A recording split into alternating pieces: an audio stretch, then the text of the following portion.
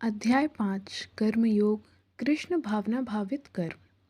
अर्जुनोवाच संन्यासं कर्मणां कृष्ण पुनर्योगं च शंससि यक्ष्रेय एतयोरेकं तन्मे ब्रूहि सुनिश्चितम्। अर्जुन ने कहा, हे कृष्ण, पहले आप मुझसे कर्म त्यागने के लिए कहते हैं और फिर भक्तिपूर्वक कर्म करने का आदेश देते हैं। क्या आप अब कृपा करके निश्चित रूप से मुझे बताएंगे कि इन दोनों में से कौन अधिक लाभप्रद है?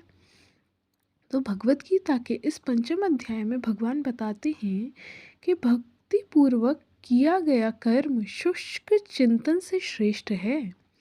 भक्ति पथ अधिक सुगम है क्योंकि दिव्य स्वरूपा भक्ति मनुष्य को कर्म बंधन से मुक्त करती है।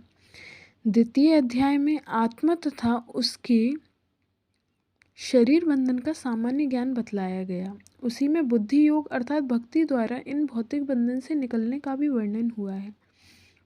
तृतीय अध्याय में यह बताया गया कि ज्ञानी को कोई कार्य नहीं करने पड़ते। चतुर्थ अध्याय में अर्जुन को बताया है कि सारे यज्ञों का पर्यवसान ज्ञान में होता है, किंतु चतुर्थ अध्याय के अंत में भगवान ने अर्जुन को सलाह दी कि वह पूर्ण ज्ञान से युक्त होकर उठ करके युद्ध करे। हम एक बार पुनः दोहराते हैं।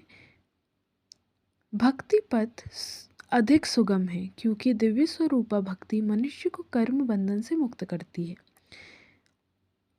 द्वितीय अध्याय में आत्मा तथा उसके शरीर बंधन का सामान्य ज्ञान बतलाया गया। उसी में बुद्धि योग अर्थात भक्ति द्वारा इस भौतिक बंधन से निकलने का भी वर्णन हुआ।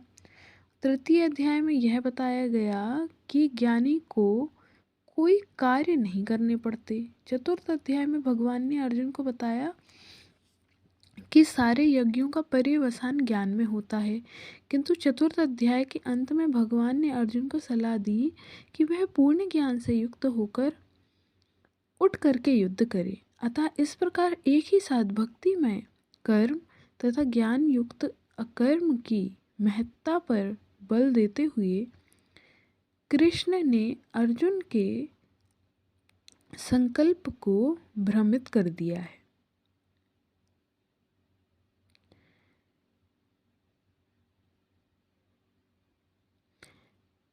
अतः इस प्रकार एक ही साथ भक्ति में कर्म तथा ज्ञान युक्त अकर्म की महत्ता पर बल देते हुए कृष्ण ने अर्जुन के संकल्प को भ्रमित कर दिया है। अर्जुन यह समझता है कि ज्ञानमय संन्यास का अर्थ है इंद्रिय कार्यों के रूप में समस्त प्रकार के कार्यकलापों का परित्याग। किंतु यदि भक्ति योग में कोई कर्म करता रहता है तो फिर कर्म का किस तरह त्याग हुआ? दूसरे शब्दों में वह यह सोचता है कि ज्ञान में संन्यास को सभी प्रकार के कार्यों से मुक्त होना चाहिए क्योंकि उसे कर्म तथा ज्ञान असंगत लगते हैं। ऐसा लगता है कि वह यह नहीं समझ पाया कि ज्ञान के साथ किया गया कर्म बंधनकारी न होने के कारण अकर्म के ही तुल्य है। अतएव वह पूछता है कि वह सब प्रकार से कर्म त्याग दे या पूर्ण ज्ञान से युक्त होकर कर्म करे। तो अब अगले श्लोक में भगवान हमको बताएंगे कि हमको कर्म कैसे करना है।